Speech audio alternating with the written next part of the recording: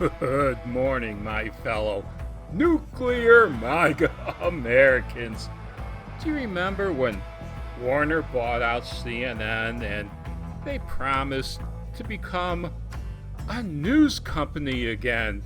And they even made, a few light moves like getting rid of Chris Cuomo and Brian Stelter, but I think that was more due to falling ratings and bad publicity than anything else because, well, just this morning I found this on CNN's front page, an editorial. Do you remember when opinion pieces were found only on the editorial page of newspapers? You've got to be an old man to remember that. Now, don't get me wrong, I do remember when CNN was a news organization, a good one. But CNN seems to be spending all its money on anchors, talking heads. They need to refocus on the reporters. Let's see some real news, CNN. Then maybe you'll become the most trusted name in news again. Let's take a look at this headline. Surprises rock the Senate races that will decide America's future. And they show pictures of three men who are running in supposedly Democratic safe states, where a month ago the Democrats were, so far ahead, the Republicans weren't supposed to have a chance. Here we are 2 weeks out, though, from the election, and things sure have changed. The first picture is of Blake Masters. I really don't know anything about him except that the press are claiming that he's soft. And the second picture, the lone Democrat that's in real trouble, John Fetterman. He just lost a debate to Mehmet Oz. And then Herschel Walker, who they can't pin anything on him except maybe he funded a couple of abortions to girlfriends. My oh my, you think the Democrats would put him up for sainthood for that? He belongs to the wrong party, though, for the Democrats to honor him for being pro-abortion. In none of these three races is there a strong Republican.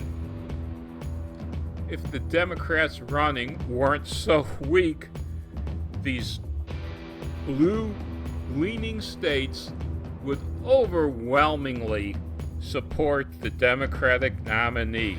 The fact that these blue-leaning states are strongly considering Republicans in, well, that just goes to show you how bad things are in the United States. We all know the economy's in a mess. Every time we go to fill up our car with gas, every time we buy food, we know the economy's in a mess. Every time we look at the news, we also find out crime in the cities, democratically run for the most part, is bad and getting worse.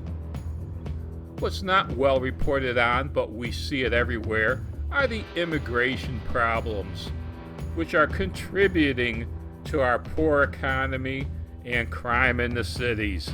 Yeah, I said it. I'm a true independent. In the past, I voted Democrat. I voted Republican. I voted independent. I've even once or twice voted a Green Party candidate. I'll vote for the best person I find available for the job.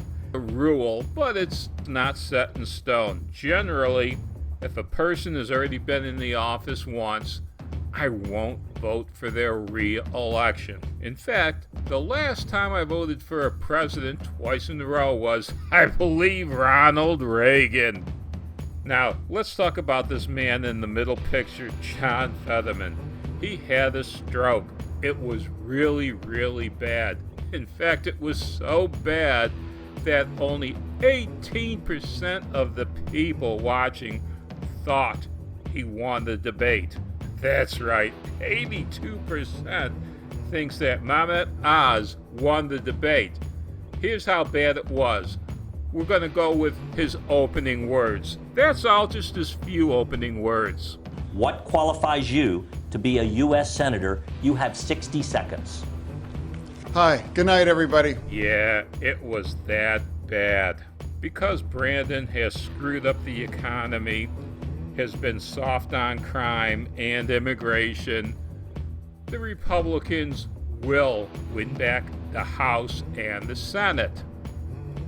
It's looking like a long, dark winter for the Democrats, isn't it?